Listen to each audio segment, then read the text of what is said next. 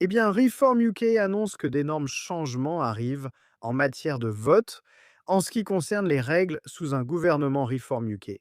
Des changements qui sont grandement nécessaires. Avant d'en arriver là, vous savez, encore un autre exemple d'un manque total de leadership de la part de Starmer, de ce gouvernement en ce qui concerne l'Iran. Nous avons vu le régime iranien décapité au plus haut niveau par ses frappes aériennes.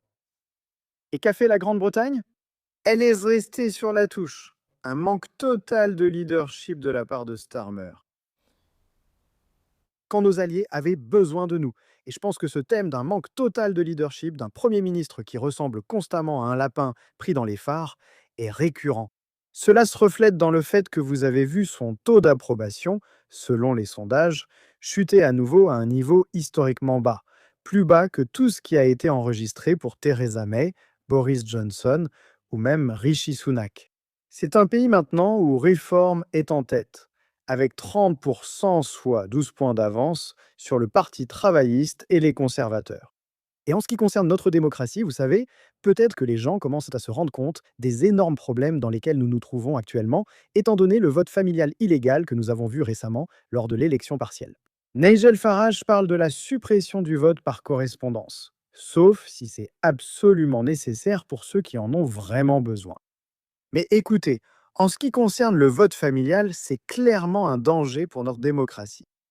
Et vous pouvez voir ici maintenant également que Reform UK annonce que seuls les citoyens britanniques pourront voter sous un gouvernement Reform UK. Je veux dire, ce n'est pas vraiment controversé, n'est-ce pas? Et pourtant, vous avez cette situation où lors de l'élection partielle de Gorton et Denton, vous avez un système actuel où les citoyens des nations du Commonwealth peuvent participer et voter à nos élections.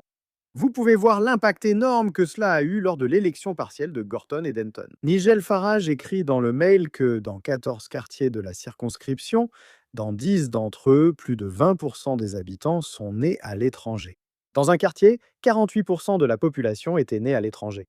Et si vous venez ici depuis un pays du Commonwealth, à condition de résider dans la circonscription, vous obtenez le droit de vote. Et bien sûr, cela a un impact absolument énorme sur nos élections, alors même que ces personnes ne sont même pas des citoyens britanniques.